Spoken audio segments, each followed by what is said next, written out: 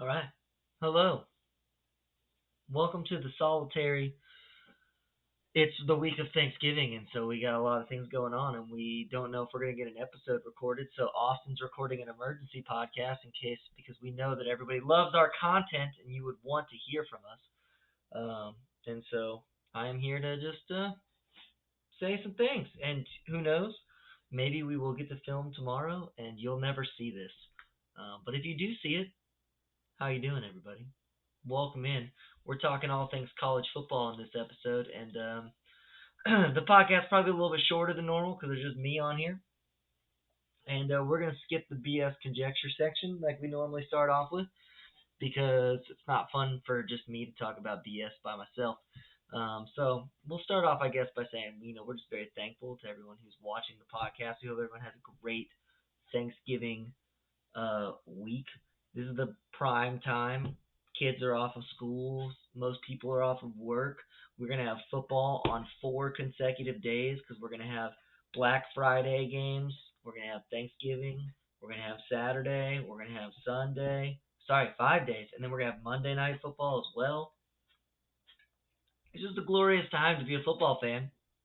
And that's why we're here.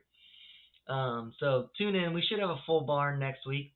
When everyone should be back. But the holidays and we got people traveling and stuff like that. So apologize for it just being me. So let's get right into it.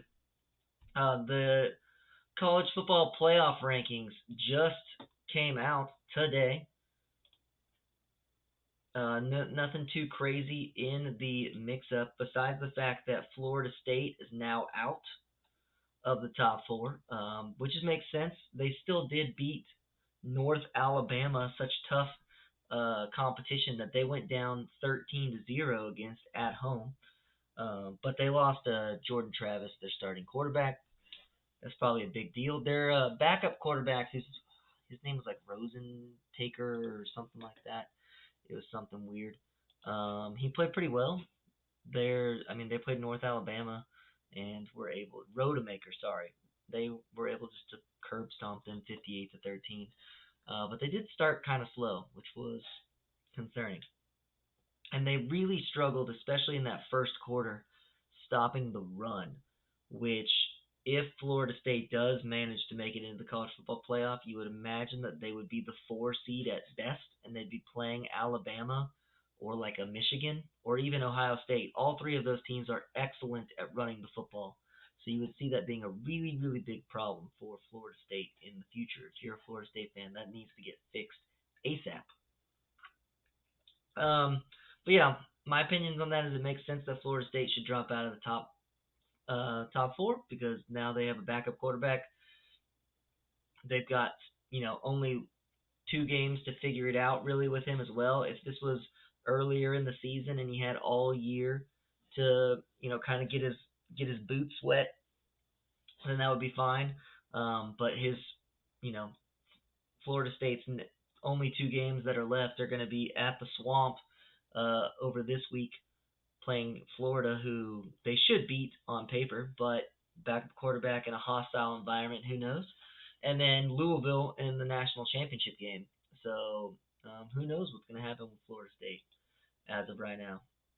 The team that took their place was Washington, who once again survive and get another big victory.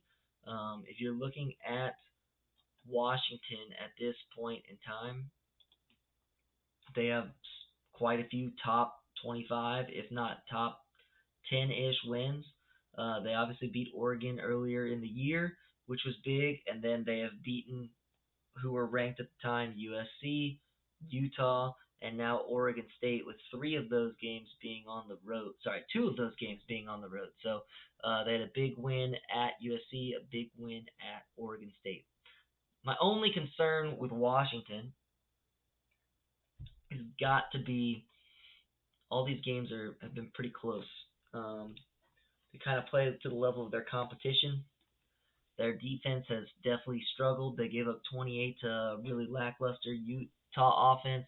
They gave up 42 to USC, which does have a good offense, but UCLA held them to 13 points or something like this past weekend. They gave up 33 to Stanford. They gave up, they've given up quite a few points. Very few games have they like held their teams to low numbers, so that's also not great for the playoffs. Also, just watching their team, their offense is kind of one dimensional. They were really running the ball very well against Oregon State, but their coach just didn't want to continue to run the ball, which is a big theme amongst coaches nowadays. Looking at you, Kansas City Chiefs and Andy Reid, um, and just in all sorts of things. It's all they all want, the quarterback to be the playmaker. It seems like, but um, they were doing very, very well running the ball against Oregon, and then they just really wanted Penix to throw the ball deep, and just the weather was bad. No one was open. Him and Rome did catch or hook up for one really awesome deep touchdown, but for the most part, the deep ball wasn't working. And if you're going to play against a good defense in the playoffs, like an Oregon who's got a good defense. Georgia, obviously. Ohio State's defense this year is incredible. Even Michigan. Just that, throw the ball deep and hope and pray isn't really going to work like it does in the Pac-12. So that's something to be concerned about. But I think at this point, if Washington can survive Washington State this weekend, um, then I think that they are guaranteed to make the playoffs. Um, I guess that's not true. Them against, I guess that's not true because Oregon in the Pac-12 championship, they would probably just switch Oregon and Washington. But that's going to be really tough on Washington. That they're going to pretty much have to go undefeated. I think if Washington wins this weekend at Washington State, I think that it guarantees that Texas doesn't get in though, in theory. So for all of our Texas listeners, you're really hoping for Washington State to pull up a major upset, which Washington are 13.5 point favorites this weekend at home. It's a rivalry game, and Washington hasn't really been blowing anybody out recently, so I would kind of look to maybe Wazoo's good line there for the betting public. I would buy it to 14.5 though, if you could. All those things we talk about gambling, and you don't want to. You want the hook on your side, not against you. Other than that, everything pretty much stays the same. I believe, even though it changed in the AP poll, I believe it stayed. Ohio State is still 2, Michigan still 3 as they continue to play their Big Ten cupcake schedule. But this weekend is going to be the game that matters. Oregon still stays ahead of Texas, as they probably should. They are the better football team. They have the runaway Heisman Trophy winner. Um, Alabama after Texas at 8, and after that, no one has a chance to make the playoffs because Missouri has 2 losses.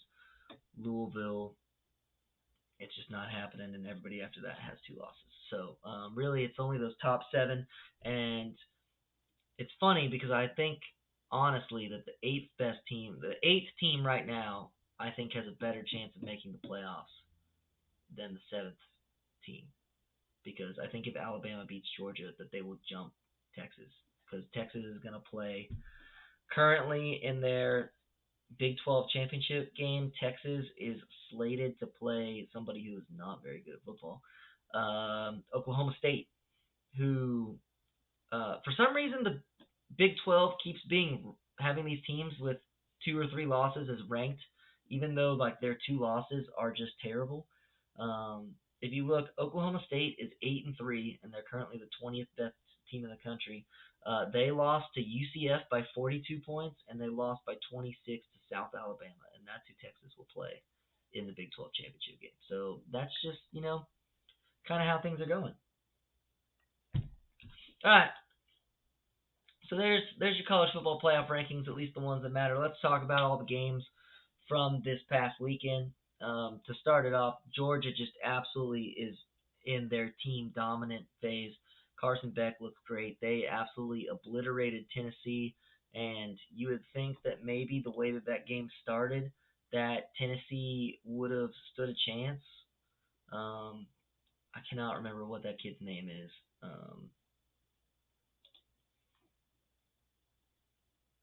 Jalen Wright.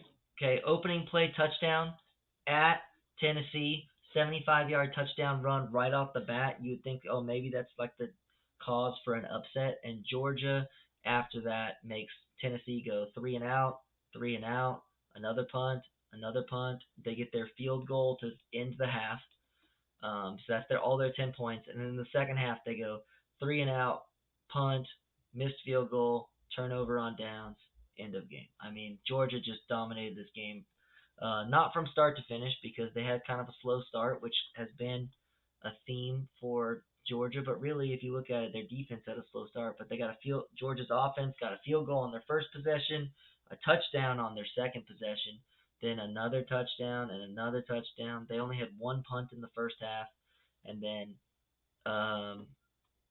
in the second half they kind of slowed down a little bit, but they got two more touchdowns. So Georgia's looking really good. Carson Beck looks pretty good. He was on the day 24 of 30, which, what is that off the top of my head? That's what of I don't know. It's really good percentage. Divide those by three. It's 80%. 80%. It's 80%. I got there in the end. Okay, he's 80% completion rate, 10 yards per completion, three touchdowns, basically 300 yards. They also had 150 yards on the ground. I mean, they just look super good. Bowers did have seven catches, but nothing like too crazy. They've just got a bunch of guys that are starting to step up. So yeah, that's Georgia. Georgia once again should be number one, as we've been saying since the beginning of time. This year here on this podcast, Georgia is the best team in the country, no matter who they said was first. All right. Next up, number two, Ohio State. They put it on Minnesota. Minnesota has a terrible offense, as we saw in all of their Big Ten West games when the scores are like 10-7. Ohio State's defense is really good. Kyle McCord did have a bit of an injury scare in the first half, but came back out in the second half and played really well. The thing that I have not watched enough Ohio State, I think, this year, but I did watch quite a bit of this game that was very surprising. Minnesota does have a pretty decent defense. They've held a lot of teams to very few points, but Ohio State ran the ball for over 200 yards, so that's pretty good. And then obviously, if Ohio State can run the ball and set up a play action pass system, I mean, their wide receivers, obviously with Marvin Harrison Jr., who's a Heisman candidate, Egbuka is really good. Even Kate Silver is decent. I mean, they had over 200 yards passing and 200 yards um, rushing. They had 219 passing, 215 rushing. That's like the definition of a balanced offense, which is really, really hard to defend, especially, I think, in a college football system where the defense just isn't as good. So I mean, that's a really impressive outing by Ohio State on Saturday, and a really good tune-up for the big game this next weekend. The question is going to be, how bad is McCord's injury actually? Was it one of those kind of like ankle injuries where during the game you just keep taping it up, and like once you take off the shoe, it's going to be a bigger deal, kind of Patrick Mahomes-esque from last year's playoff? Or is it really just like, hey, it was kind of a, I tweaked it a bit, but he's going to be fine. Um, we'll find out on Saturday. Um, on the road. On the road. It's at Michigan. At Michigan. Which that's going to be, was that Saturday? That game kicks off Saturday at 11 a.m. That's going to be just a great game. A hostile atmosphere. You know the Michigan boys are going to be up for it without Harbaugh on the sidelines. And let's just get right into that. Michigan barely survived Maryland. But Michigan was just funny, wearing their shirts that said like "Free Harbaugh" or whatever, even though their institution accepted the punishment because they understand that what they were doing is illegal. Like, it's definitely illegal to film your opponents and all of those things. There was evidence for all of the Michigan people on all the major programs that are crying foul play by the NCAA by not doing all the due process. Like, there's evidence out there. There's enough. Honestly, it's probably a good thing that they came down with a punishment right away on you guys, because the longer you give them to give evidence, the better chance that you had of being kicked out of the playoff this year, which is why my personally is my theory on why they did accept the penalty. Let us know your thoughts in the comments, or you can get at us on Twitter. I really think that the reason why um, Michigan accepts that punishment was the fact that they could have been worse. And so like, oh, is that's all it's going to be? Sweet, we're not going to fight this. Let's just get it over with. And now I assume that the NCAA can't punish them anymore. Maybe the Big Ten could punish them more, but I don't know. Harbaugh has now served suspensions twice in 1 year for breaking the rules. So maybe, just maybe, NCAA, let's keep an eye out on him. But as for the overall game,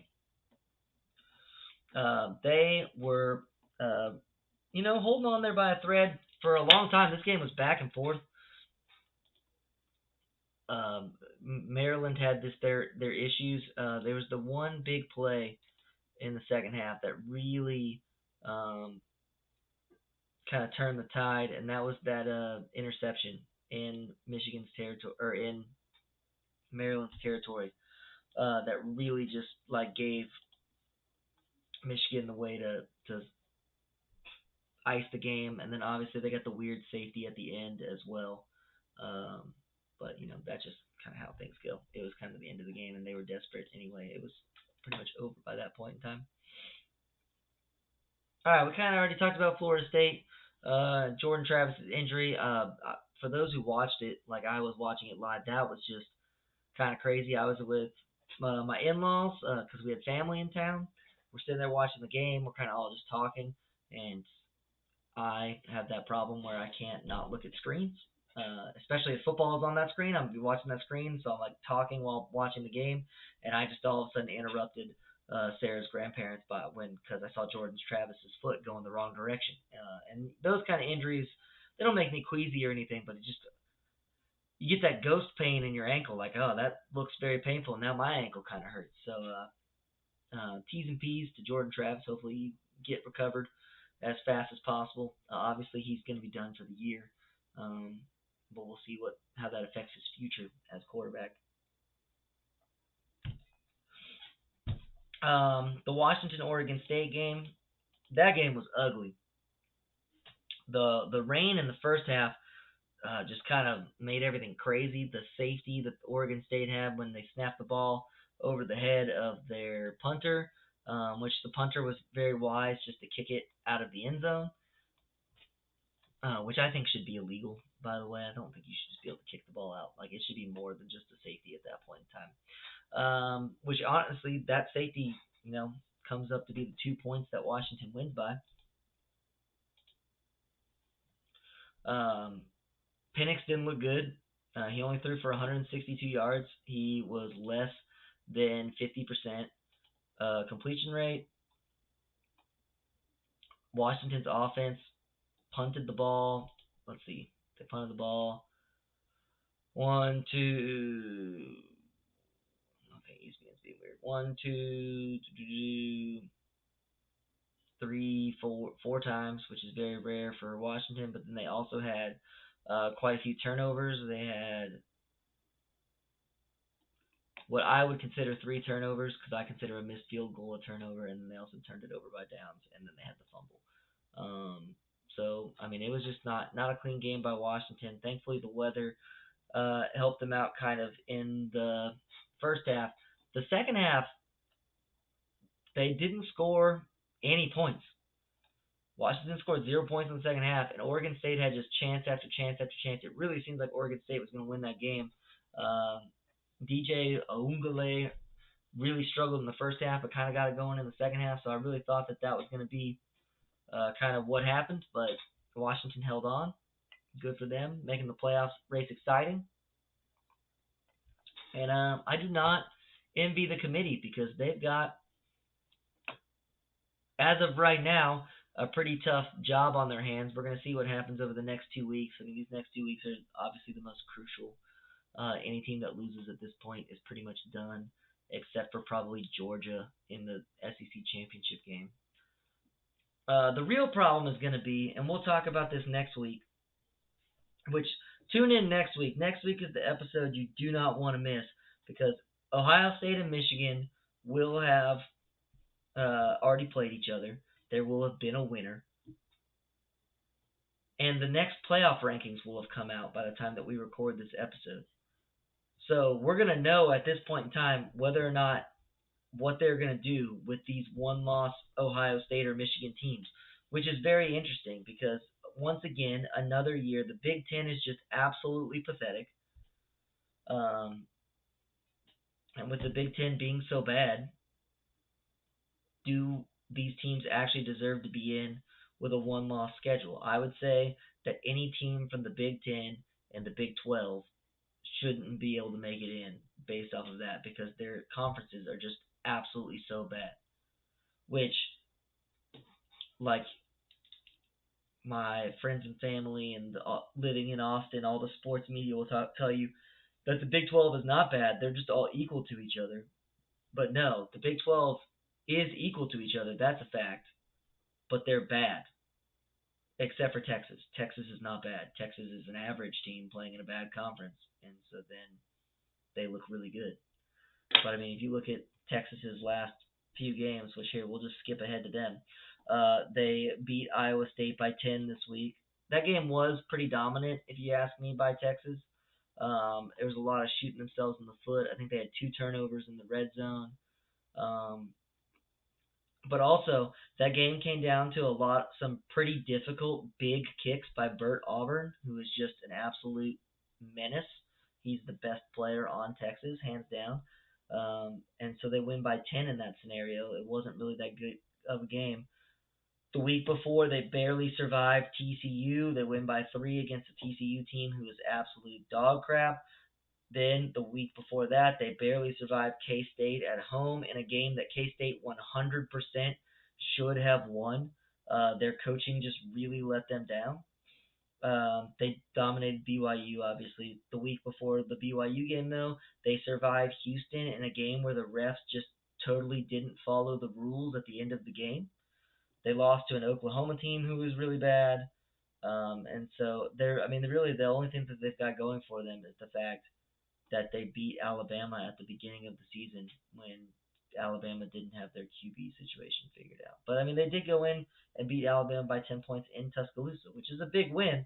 But if you look at the rest of their schedule, it's been really quite terrible. And the only thing that they're hanging on to is the fact that because the Big 12 teams just keep beating each other, the AP and all those, the coaches poll and the AP who don't actually watch or pay attention to the games continue to keep them ranked. Where if you look at the college football playoff rankings, a bunch of teams that are ranked by the AP and all of those are not ranked by the college football playoff rankings because they're bad. Also, the fact that the college football playoff rankings has Oklahoma State at number 20 is just a fact that they don't pay attention to anyone except for the top teams because Oklahoma State has lost 2 games by more than 20 to teams that are absolutely crap. That's your fact that you know that they don't pay attention to anyone outside of the top 6, maybe 8, which is going to be a big deal when we get into the future next year with 12 teams. All right, last couple things we'll talk about. Oregon. Bo Nix is the Heisman Trophy winner unless he has a meltdown. He threw almost a perfect game in the first half this past weekend against Arizona State, a Pac-12 team who was very bad, but still a Pac-12 team. They had 42 points at halftime, all of which came from Bo Nix touchdown passes. He had 6 touchdowns in one half. He barely threw any incompletion. He threw for 400 yards and 6 touchdowns with like a 90% completion percentage in the first half. That's just unheard of. That's Heisman Trophy stuff. I think Oregon is going to absolutely slaughter Washington in the Pac-12 championship, and I think Oregon deserves to be in the playoff. I think they are the third best team in the country right now. And so, yeah, we'll see how that goes. If Oregon wins that Pac-12 championship game, the playoff committee, they've got some issues. And I'm very curious to see what they do. And then Alabama obviously dominated Chattanooga. There's nothing really else to talk about probably in terms of college football. I mean, there were other great games like Missouri, Florida was a really close back and forth, and Missouri survived. Thicker the kicker with a great walk-off kick and celebration of hitting the chomp at Florida's face. Louisville survived and got to make it into the ACC championship game against Miami. Penn State dominated Rutgers, no surprise. Ole Miss, all the SEC teams won because they're playing nobodies this week. Jaden Daniels, I think, has got to be trying to keep up with Bo Nix. Those will be my 1 and 2. The problem is that the LSU Tigers have lost quite a few games, but if you look at Daniels' just overall stats, it's really hard to argue that he's not a Heisman finalist at least. Um, Currently, Sportsbook is not loading, so I can't tell you the odds. What the odds are of him making it. Iowa survived Illinois to clinch a spot in the Big Ten. Um, Iowa is so bad. They're terrible. I don't know why any team would or any player or fan would ever want to go play or root for the Iowa Hawkeyes because it's just awful to watch. They shouldn't have probably won that game, but they somehow did. There was big news today that Utah Cam Rising is going to return for his like 6th or 7th year at this point in time. Good for him. We were talking about it in the group chat today. He must just be treated like a king on campus. To which some people, I won't tell you who, but some people were on team like, hey, why or how is this guy not, knock somebody up at this point in time if he's getting treated so nice on campus? But, that's just other people's opinions, not me. And to go back, oh my goodness, to my surprise, Bo Nix is not the Heisman Trophy favorite as of right now. It is Jaden Daniels. So, you know what? The Heisman Trophy people are looking at the fact that he's putting up just insane stats every single week, and that's kind of insane. And that's pretty much it from last week's game. Some really big games going on this next weekend. And because I'm here and because I can, I'll say my predictions and all of this. The classic rivalry week. So we got the Egg Bowl between Ole Miss and Mississippi State. Ole Miss is going to run away with that. Mississippi State is terrible. Um, Other big games that are going to happen.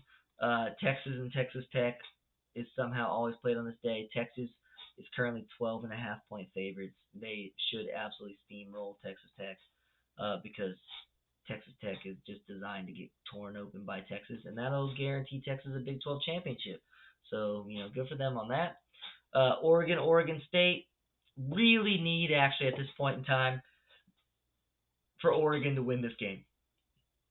Um, Usually here we're all full chaos, but I think it's actually more chaotic if Oregon State loses its game and Oregon wins because the Washington Oregon Pac-12 championship is going to be just a way better scenario than if Oregon has one loss and Oregon State has 0 losses. So we need Washington and Oregon, Washington and Oregon to both win their games. Then obviously on Saturday we got the big game between Ohio State and Michigan, up in the Big House in Michigan. Michigan is currently the favorite in that game, and I don't agree with that. I'm going to take Ohio State in the points definitely in that scenario. Always we get the A&M LSU game. Prepare for Jaden Daniels to lose his Heisman Trophy on this weekend because Texas A&M's defense is all right. No, but LSU is probably gonna kill A&M by 25 points. A&M on their third string quarterback, not great. I know we didn't really talk about A&M that much this week on the podcast, which we usually do. Oh well, sorry. They played their third string quarterback. We played a nobody team. We won by a lot. That's that. Alabama Auburn. That game doesn't really mean anything, especially after Auburn just got trounced at home against an FCS school that they paid $1.8 million to be there.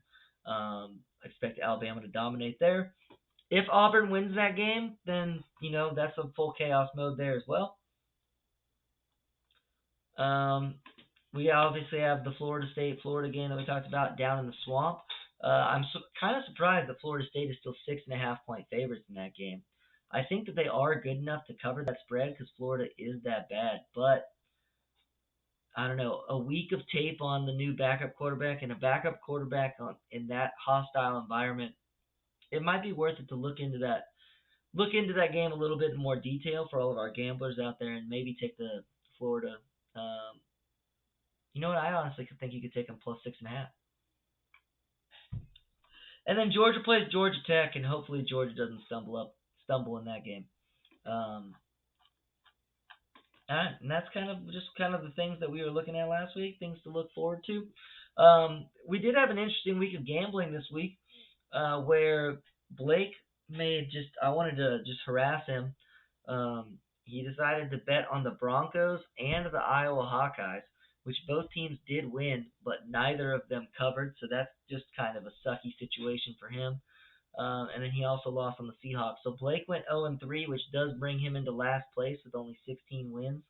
But he is not alone because Shane is also only at 16 wins after he also lost on the Seahawks and also lost on the Tar Heels, who just have been, I think, one of the biggest disappointments in college football this year has been the North Carolina Tar Heels for sure. And then Kansas was a winner for him at +8 last weekend. So they both are at 16-20 on the year, which is not great, but not too shabby. They're still in the mix because Jonathan is in second place with only 19 wins as he hit on Louisville and Georgia, which was kind of shady, but we gave it to him last week, where Georgia on pretty much every sports book I looked at, you had him at 10.5, but Jonathan swears he found him somewhere for -10, so we let him play it.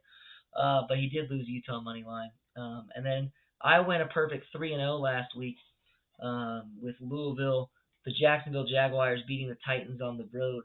The Titans on the road is a guarantee win every single week. They will always lose against the spread because they're terrible on the road. I believe they're at home this week, though, so beware that.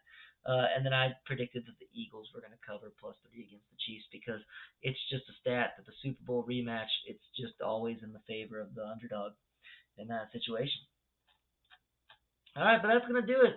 A nice short, only 32-minute podcast this week. Once again, everyone should be back next week. We appreciate all of the support. We hope you have a really great holiday season, or at least the start of your holiday season with Thanksgiving this week. Get fat, watch all the games, hit us up on all the social medias or in the comments section about what are the things that we got right or that I got right this week. What are your thoughts? Who should make the playoffs? I know I've got friends and family who really think that Texas should make the playoff. Make a case for us in the comments. Get it going. Get the conversation started on why your team should make the playoffs. And we will see you next week.